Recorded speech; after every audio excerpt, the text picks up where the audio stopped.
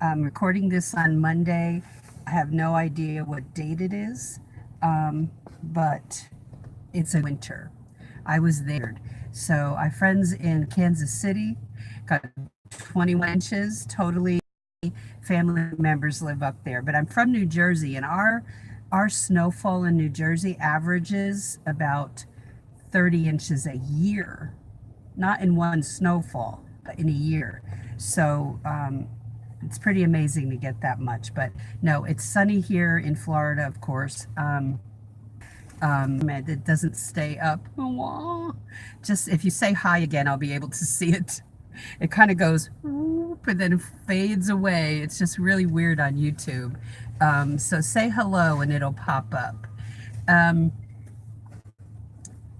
What I discovered along the way was obviously what my biggest fears were about getting jobs and going on interviews and the struggles, right? And had to understand that as long as I prepared well enough, that I would do okay. I might have a curveball question thrown at me that I had never expected, but hey, just roll with it. That the job itself that I was interviewing for before I went in was not important to me. I would do my best in the interview, but it wasn't going to destroy my life if I didn't get the job. I had to use that in order to be calm in the interview, to be relaxed, to continue to breathe, to be so relaxed but not act like I didn't care, but that I wanted the job. I went on one interview when I was trying to find my second job,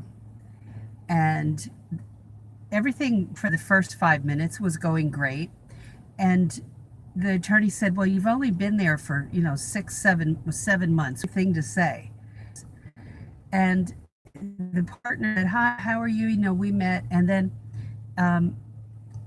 the partner said, so how's it going? And the partner that had started interviewing me said, well, Leslie wants to be the boss.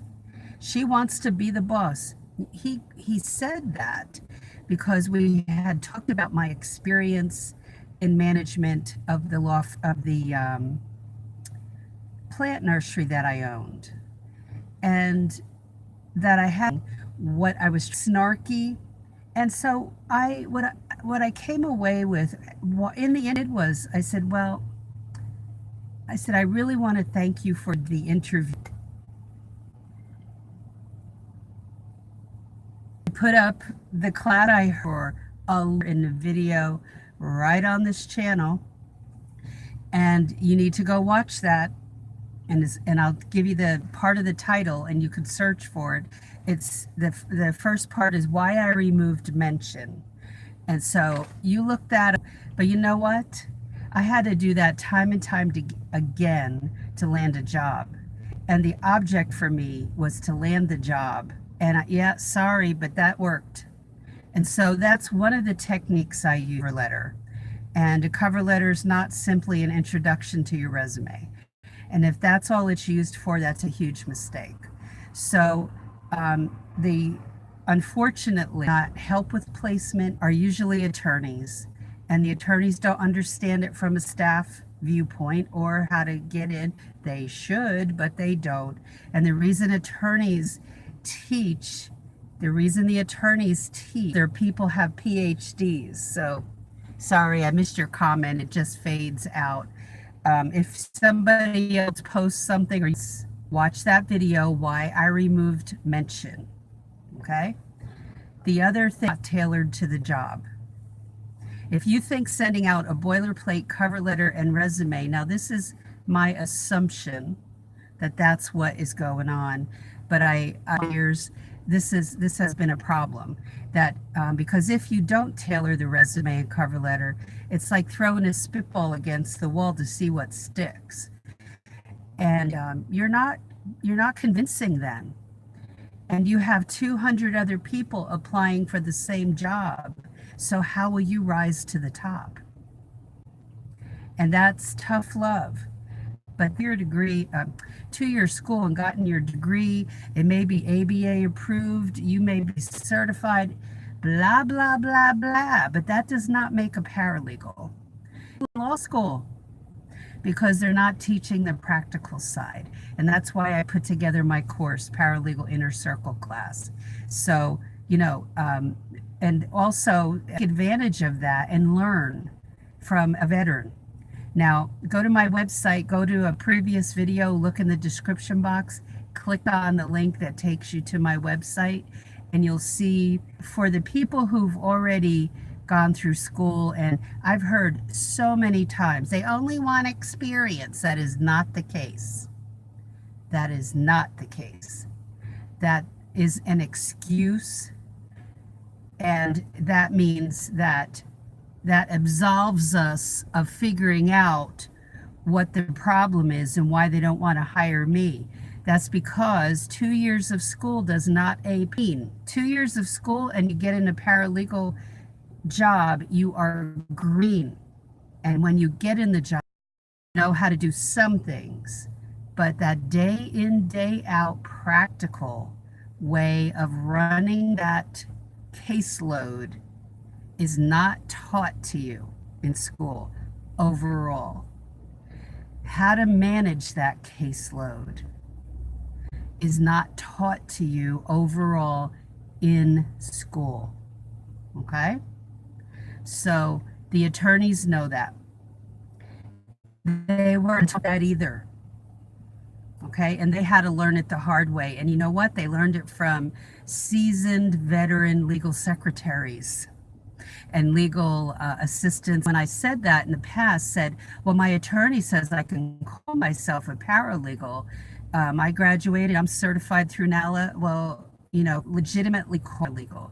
You can, in effect, call yourself that. You can leave. A lot of people are beating their heads against the wall trying to land a job because no one's told them you hit a wall. But if I were to apply for another job today, my math to land a job, I just wanted to see what they taught. I would take all that off. It depends. But take it off, leave it on, take it off, and see what happens. There are reasons why, and I watch that video and you'll understand. You may not agree with it, but then tell me but you need to test it. Okay?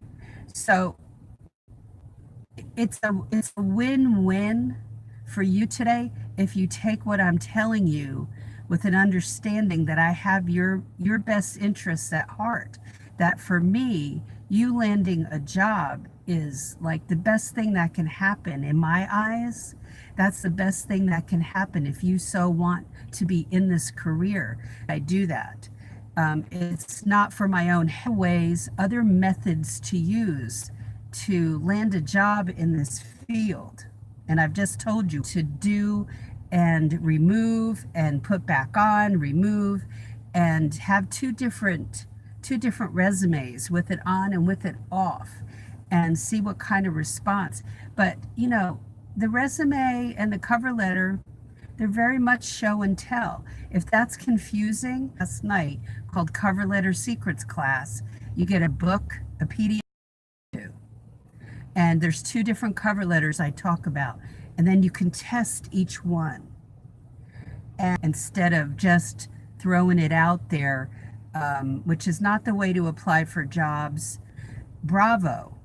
But a lot of people don't, and we weren't taught to do that. I went through business classes in high school. My secretarial got this to paralegal and trying it out and not giving up. And I've said this before, they lived in Los Angeles and they said there are no jobs there unless you are certified. That is bogus. I went on while we were live and used my laptop while I was live on the smartphone and found jobs right to that.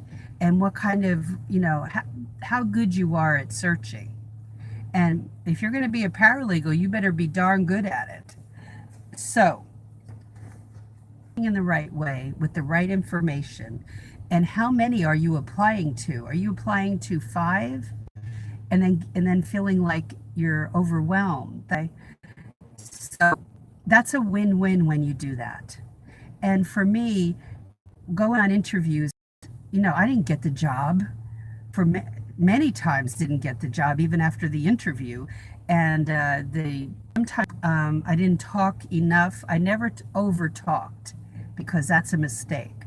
But the win-win was learning from that interview. I didn't want to get into a habit of beating myself up.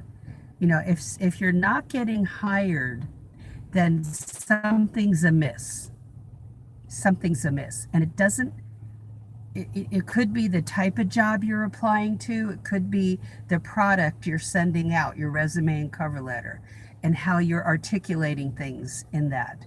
I teach you that in Cover Letter Secrets from there. So haven't, bravo, you can get in either way. Okay, people who haven't gone to school do easily, just as easily. So school is 5 to 30 an hour. You've got to develop some legal chops, and school to that one, depending on what city you live in and all of that and what size law firm. You may have to leave the law firm you're at and give yourself a raise. Hard to wrap your mind around when you don't even have a job, but that's the way it is.